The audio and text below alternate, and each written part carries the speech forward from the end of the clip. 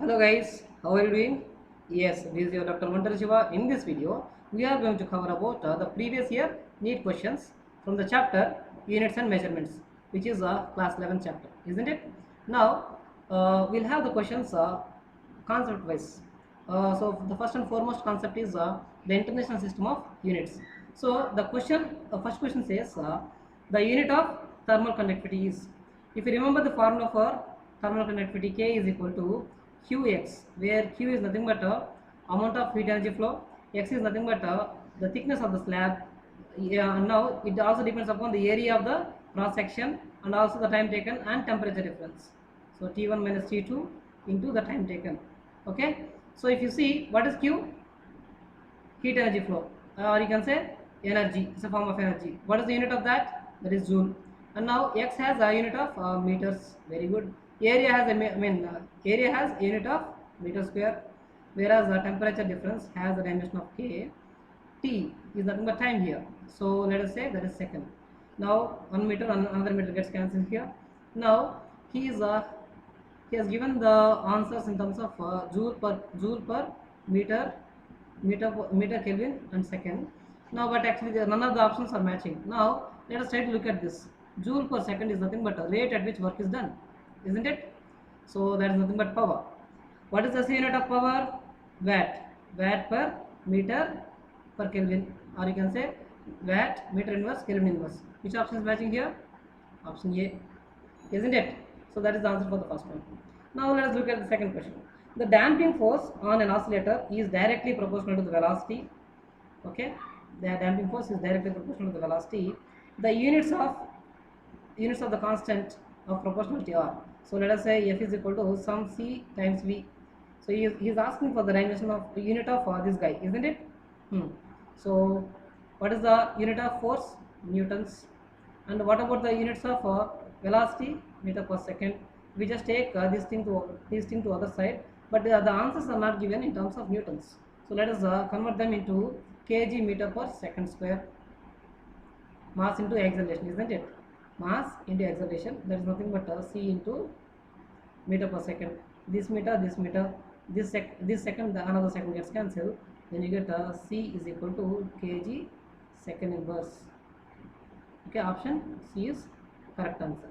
Clear? Now let us go for the next one. Here he is asking for the unit of permittivity of free space. Epsilon naught is. So you need to remember the Coulomb's law of interaction. F is equal to K Q1 Q2 by R square, or I can say 1 by 4 pi epsilon naught Q square by R square. Both the chances are same. Okay. Now he is asking for epsilon naught unit.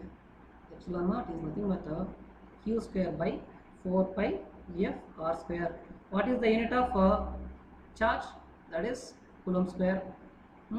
Force. Force is nothing but Newton, and distance is in terms of meter square. Coulomb square. Coulomb square per Newton meter square. What is the answer? C. Clear, Amma? Yes. Now let us take this question. This question is actually related to the instruments, measurement instruments. Okay. So now question is on screw gauge. A screw gauge has the least count of 0.01 millimeter. Very good. Now there are 50 divisions on the circular scale. So number of circular scale divisions is nothing but 50. Very good. Now the pitch of the screw gauge is nothing but. So generally the pitch formula is nothing but least count times number of circular scale divisions. Okay. What is the least count here? That is nothing but 0.01 millimeter, and number of circular scale divisions are 50. If you multiply with 0.01 with 50, then you get 0.5 millimeter. So that is the answer. Option C again. Clear? Now next one. In an experiment, the percentage of error occurred in the measurement of physical quantities A, B, C and D are 1, 2, 3 and 4% respectively. Then the maximum percentage of error in the measurement of X, where X is equal to this much. Okay. Now generally if you have got something like X is equal to A into B, if you want to apply this error propagation, then you have to apply log first, and you have to do explicit differentiation. Okay. So generally log, if you are applying log here on both sides, log X becomes log AB. So log AB, if I split it up, it will become log A plus log B. Okay. So now if you just do the explicit differentiation, log x differentiation 1 by x, you have to differentiate this x also, delta x. I can write this directly as delta x by x, isn't it? Is equal to log A 1 by A. So we have to do differentiation for A also, delta A plus delta B by B. So if you had A, B power n, something like this, then this power will be coming into the multiplication factor, isn't it? So therefore this n will be coming here. Understand? So whatever the power you have for the physical quantity, that will be coming into the multiplication factor in the errors. Okay, these are the things you need to know. So let us try to solve them now. So x is equal to a square b power 1 by 2 c power 1 by 3 d power 3. Okay, now if you try to apply this error propagation for this x, delta x divided by x is nothing but if I apply this error propagation, so the power will be coming into the multiplication factor. That's what I have discussed here, isn't it? So 2 times delta a by a plus half times delta b by b plus 1 by 3 times. Actually you might think that you'll get c power minus 1 by 3. If you write it on the numerator, it becomes c power minus 1 by 3 d power minus 3, but errors will always be added. Even if you have minus here also, that will be added only.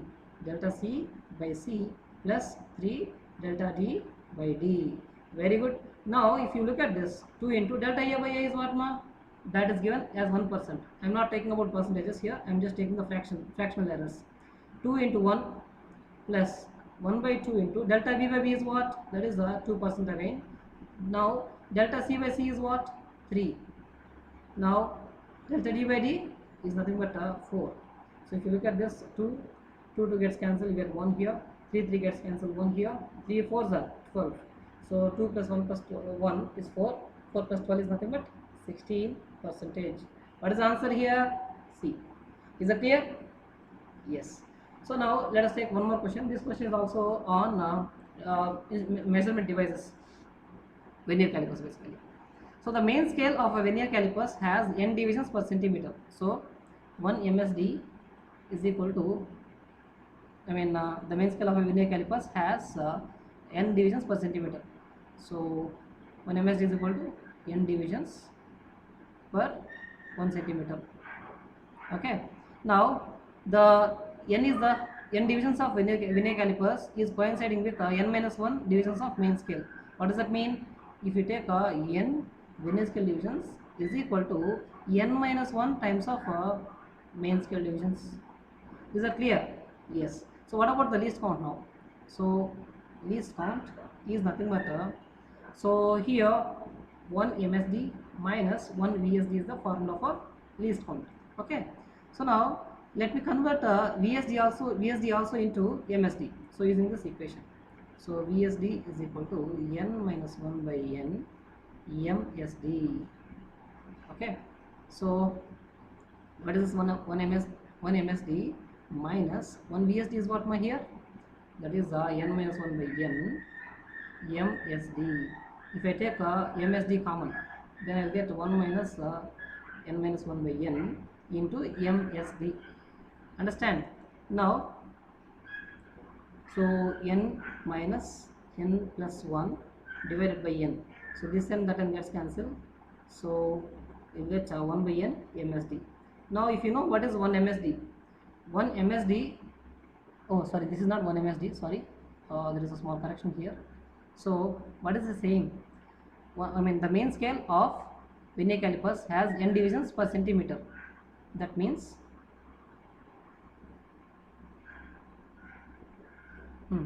that means 1 centimeter. In 1 centimeter you have got n divisions.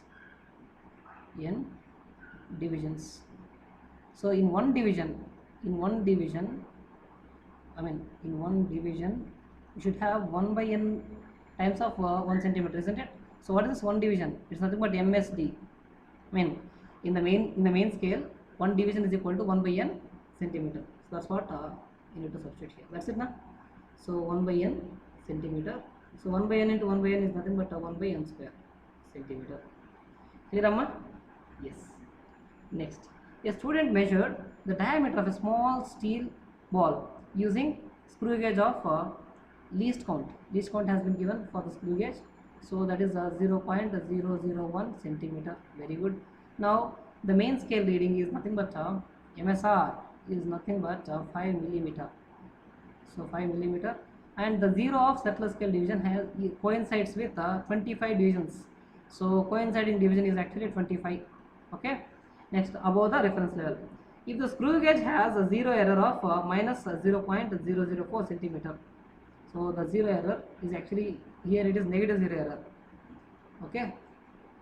Next, so what if the screw gauge has a zero error of this much, what is the correct diameter of the ball? The correct diameter of the ball is nothing but, or you can say correct reading, generally is MSR plus MSR plus VSR. So it's a screw gauge, so CSR, sorry, MSR plus CSR. So what is this MSR? MSR is nothing but 5 millimeter. So everything is given in terms of centimeters. Let us convert this also into centimeters. So 5 millimeters can be written as 0.5 centimeters. Just keep it aside. Now CSR is nothing but least count into coinciding division of this settler scale with the baseline of this main scale. Okay. So MSR is nothing but 0.5 centimeter plus, what is the least count here? 0.001 centimeter into what is the coinciding factor? Of course, yeah, here we have got a zero error also, minus of the zero error, sorry for that. Next, 0.001 into what is the coinciding division? 25 minus what is the zero error here? Minus 0.004. Understand? Now if you just look at this 0.5, everything is in centimeters, I don't have to mention that. So 0.025 minus of minus plus 0.004. So if you just write this down, you get 0.525 plus 0.004 is nothing but 0.529 centimeter. Option B is correct, isn't it? Yes. Now in an experiment, 4 quantities A, B, C and D are measured with a percentage error, like 1, 2, 3 and 4, just like the one we have done earlier. Okay, here also he is asking the quantity P is calculated as, the percentage error he is asking about. Delta P by P is nothing but 3 times the multiplying factor will be coming into the the power will be coming into the multiplication factor. 3 into delta A by A plus 2 into delta B by B plus delta C by C plus delta D by D. Okay, so 3 into what is delta A by A? That is 1. So what is delta B by B? That is 2. Delta C by C 3. Delta D by D 4. So I'm just taking the fractional. He has given percentage errors. That means what? Delta A by A percentage is nothing but 1%. Okay, so that's it. So 3 ones are 3, 2 fours are 2 twos are 4 plus 3 plus 4, 7 plus 7, 14 percentage. So this will be the answer. Is that clear? Yes. Now a student measures the distance travel in free fall of a body initially at rest. Initially at rest means you can take u is equal to 0, or he has given that it's a free fall. Even then it's clear that initial velocity will be 0. He uses this data to estimate the value of g. Okay. Next, the acceleration due to gravity is g here. If the maximum percentage errors in the measurement of distance and time are, let us say, delta s by s is say e1 and delta t by t is nothing but e2. Okay. Now so here in this problem we are having acceleration s and t. So when you are talking about free fall or motion under gravity problems, we can easily apply the equations of motion. What are those? V is equal to u plus at, s is equal to ut plus half at square, plus another one is v square minus u square is equal to 2as. So out of these 3 equations, which has acceleration s and t, it is the only one. Other two doesn't have all these 3. Okay. either one is any one of them is missing. Now let us take that and substitute e is equal to 0. Then what will you get? S is equal to half. A is nothing but g here, t square. So s is equal to, let's forget about this minus, this half also. S is equal to gt square. So whatever the error you want, first you need to make that as a subject. G is equal to s by t square. I am not worrying about these numbers or minus or plus, because it is error for minus and numbers, minus or plus or numbers will not have any errors. Okay, so delta g by g is equal to delta s by s, and now it will become t power minus 2. So that is 2 delta t by t. Since errors are always added, you can say plus here. Okay, so what is delta s by s? E1. What is the delta t by t? E2. So what is the answer here? E1 plus 2E2. That is the answer. Is asking about the percentage error in the estimation of g is what? E1 plus 2E2. Clear? Next, if the error in the measurement of radius of a sphere is 2%, let's say a sphere is there, so the radius, if your the percentage error in measuring the radius is say 2%. Okay, the error in the error in the measurement of determination of volume is nothing but, for the sphere, what is the volume formula? 4 by 3 pi r cube. Okay, so that is nothing but delta v by v is equal to 4 by 3 pi is nothing but just a number, or you can say constant. So that doesn't have any error propagation. So this 3 will be coming into the multiplication factor, delta r by r. So 3 into delta r by r is what? 2. So 3 2s are 6. So if you are talking about percentages, 6% will be the answer. Clear? Yes. Now the density of a cube is measured by measuring its mass and length of its side. So cube has a density, rho is equal to mass per unit volume. Volume of the cube is nothing but L cube, isn't it? If the maximum error in the measurement of m and lengths are 3 and 2%.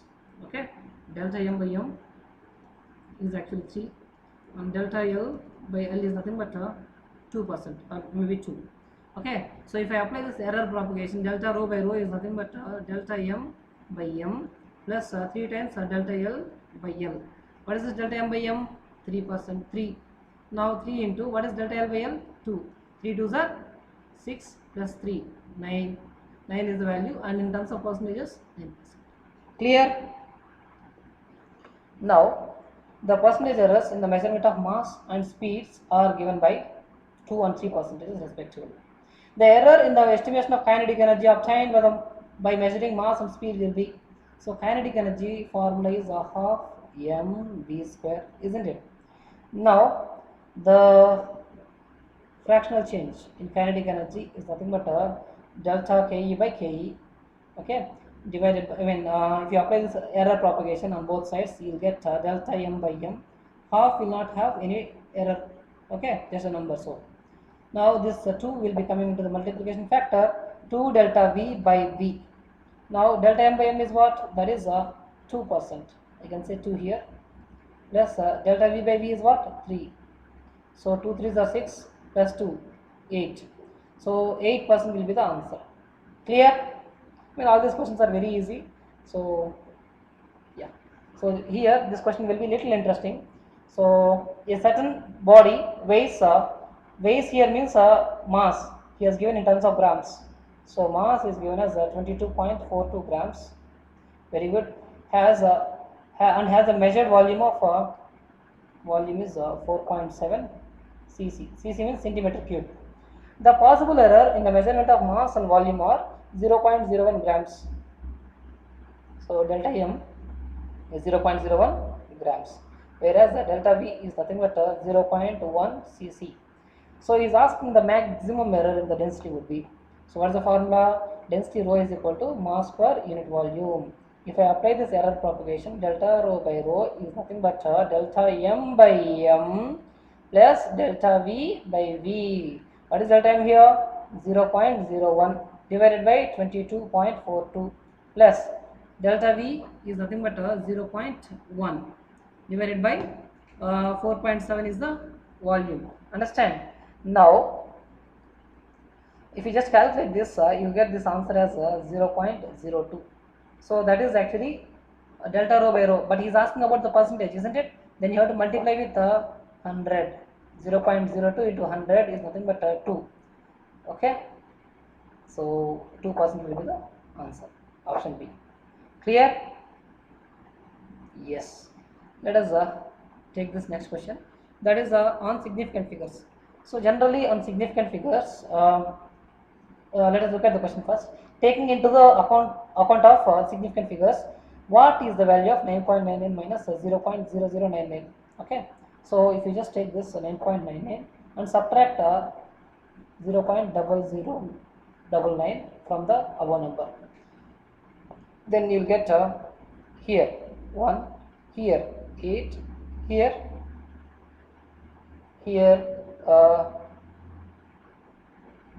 just a minute, sorry. So here 10 minus 9, 1, here you will get 9 minus 9, 0. So here you have got 8,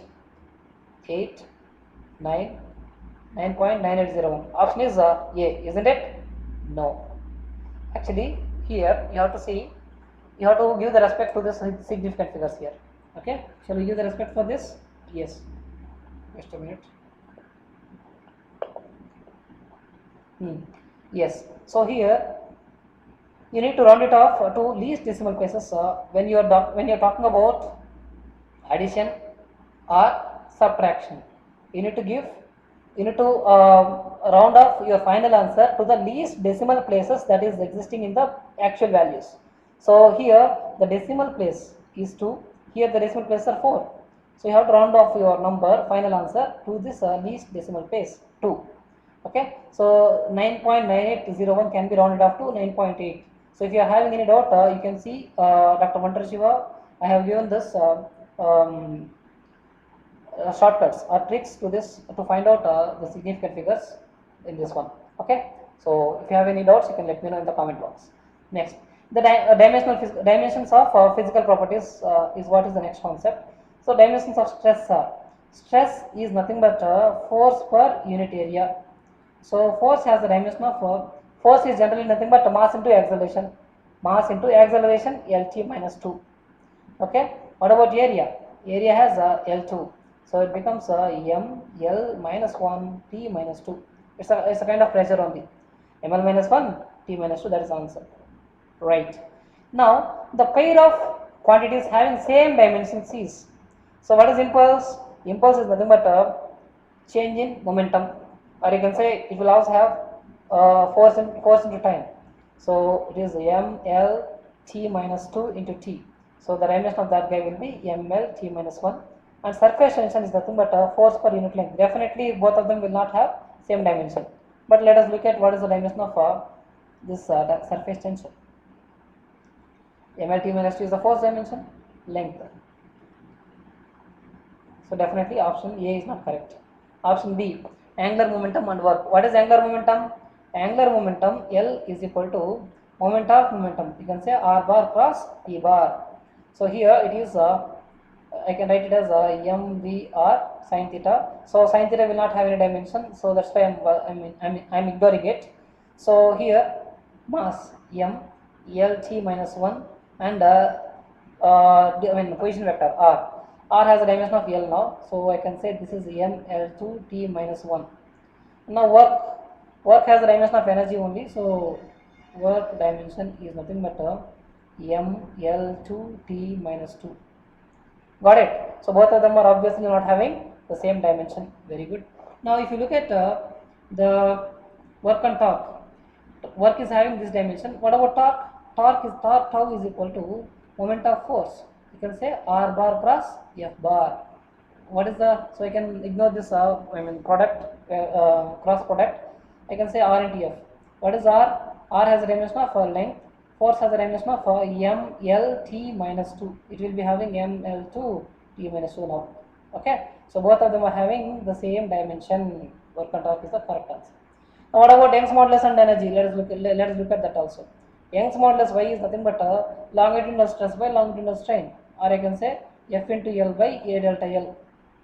Okay, L and delta L will be having the same dimension, so you can forget about that. And force per unit area is nothing but pressure or stress. So stress has a dimension of M L minus 1 T minus 2.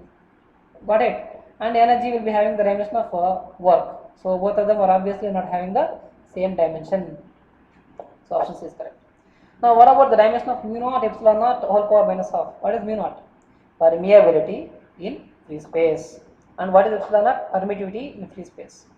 We just take these two, and then mu naught epsilon naught is nothing but 1 by c square. Okay. Now you want the square root of it, mu naught epsilon naught whole power half on both sides, then you get 1 by c. So if you apply this inverse on both sides, you will get mu naught epsilon naught whole power minus half, that is equal to c.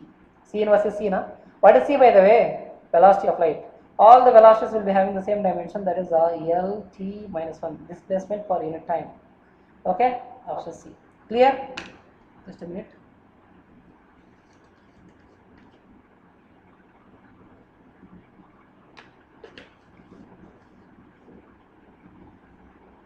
Next, the dimension of half epsilon naught e square, where epsilon naught is the permittivity of free space, E is the electric field.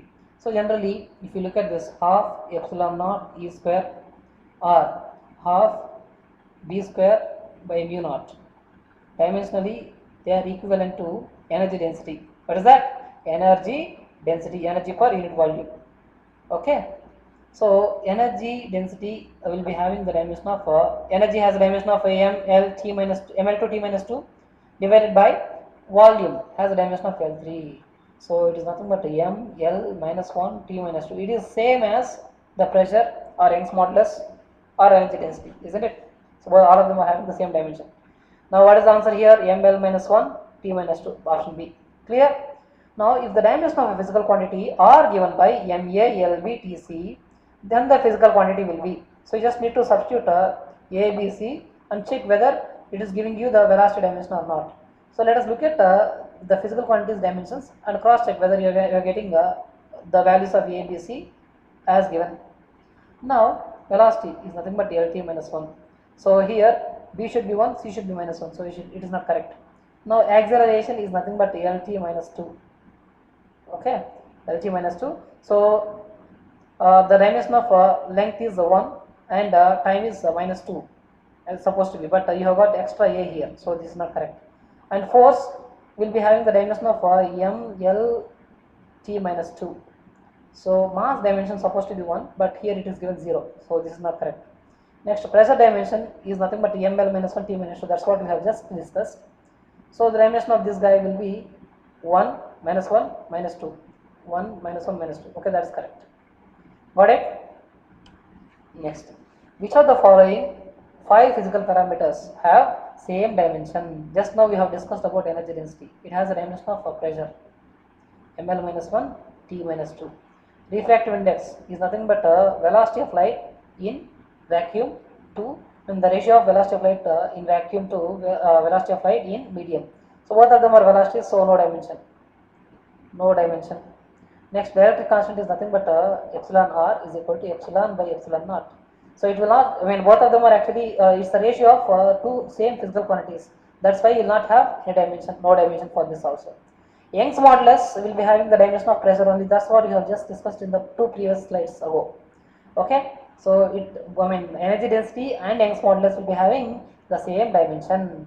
And what about magnetic field? So let us take for magnetic field, F is equal to, BIL sin theta, Bill sin theta. So sin theta will not have any dimension, forget about that.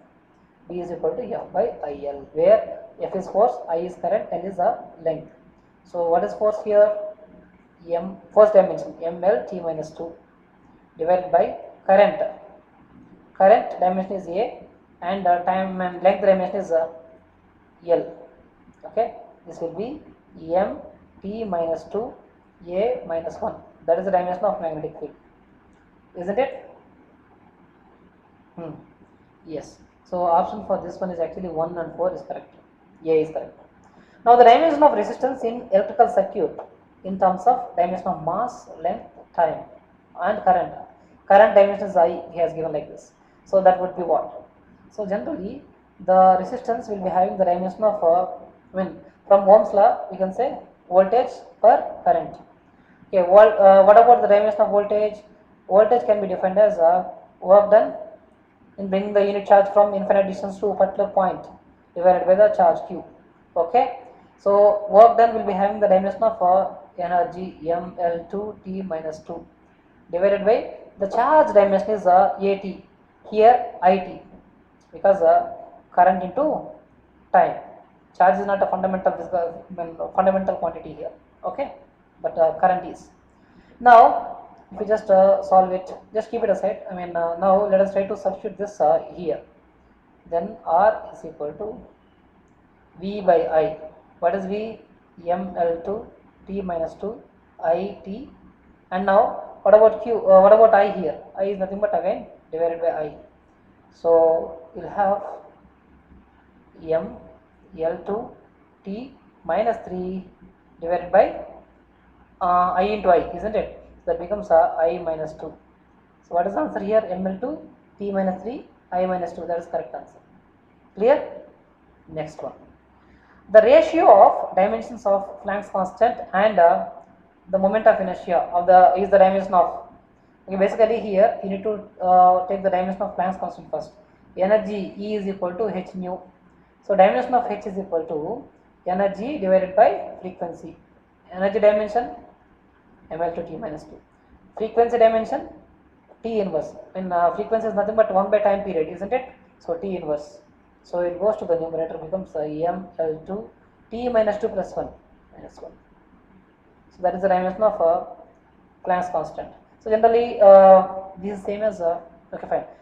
The moment of inertia is the dimension of what? So generally moment of inertia I is equal to mass times perpendicular distance whole square. Okay, so the dimension of it is nothing but ml2. Is asking for the ratio of h to I. Okay, so ml2 t minus 1 divided by ml2. So this has the dimension of time inverse, or you can say frequency. Got it? Yes. Now the dimension of universal gravitational constant R. So F is equal to, generally the force of interaction between two masses, or let us say two same masses are there, then F is equal to universal gravitational constant G times m square divided by the separation between the masses square. Okay, so you want the dimension of G. There is nothing but F d square divided by mass square. Okay, what is F here? ml t minus 2. And what is the d square? D square is nothing but L2, the separation. Okay, divided by mass square is nothing but m2. So I'll get m minus 1 L3 t minus 2. m minus 1 L3 t minus 2. This is the correct answer. Clear? Next, the dimension of Planck's constant is equals to that of, just now we have done. So we have found that for Planck's constant we got ml2 t minus 1. ml2 t minus 1, isn't it? Yes. So it is not same as energy for sure. ml2 t minus 2 is the answer for that. And momentum dimension is ml minus 1 t ml t minus 1, sorry. So both of them are definitely not same. Angular momentum is the actual one. Okay, let us see. Angular momentum L is equal to r bar plus p bar. I can say rp. So L into ml t minus 1 is the momentum dimension, ml2 t minus 1. So this is the correct answer. What about power? Power is nothing but the rate at which work is done, or you can say energy spent per unit time. So here work done has a dimension of ml2 t minus 2 divided by time. So it will be having ml2. So this goes to the numerator, becomes t minus 3. So it is not same as this. Okay. So option power cannot be the answer. Next, which pair do not have equal dimensions? That is the question here. So energy and torque. Energy has ml2 t minus 2, and force r cross f is nothing but torque. So that will also be ml t minus 2 times L. So ml2 t minus 2. Both of them are same. So this is not the correct answer. He is asking do not have. Now force and impulse, if you see, force is nothing but ml t minus 2 And impulse is nothing but force into time. Definitely force and time, force into time and force will not have same dimension. But for, anyway, ml t minus 2 into t is nothing but ml t minus 1. So both of them are not same. So this is the correct answer. Angular momentum Planck's constant. Just now we understood that both of them are having the same dimension from this previous question. Elastic modulus is nothing but a kind of, it is also nothing but a kind of pressure only. It will have ml minus 1 t minus 2. Pressure also having the same dimension. Clear? Next, the dimension of impulse, the dimensions of impulse are equal to that of. So impulse is nothing but a change in momentum, or you can say force in time, force into time. So that is the linear momentum directly. Okay.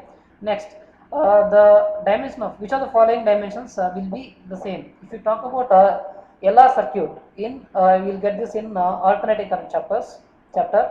So there you have got one inductor and one resistor connected in series, and that circuit is called LR circuit.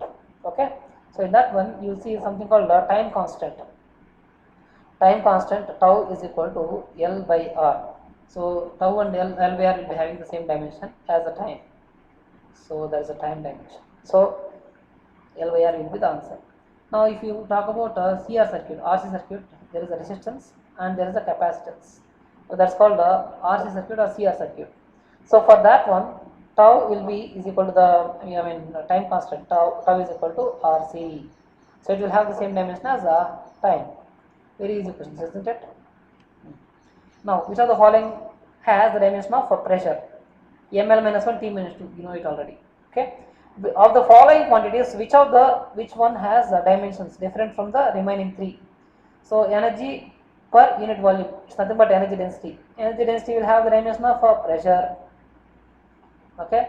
Force per unit area, pressure, and product of voltage and charge per unit time. So it's nothing but charge times voltage divided by volume. Okay. So charge length volume is nothing but a kind of electron volts is one of the units of energy, if you remember. So Q into V is nothing but energy. So you'll have ml energy density again. You don't have to do it once again. So energy per unit volume is nothing but energy density. So it will also have the pressure dimension. Angular momentum dimension just now we have done.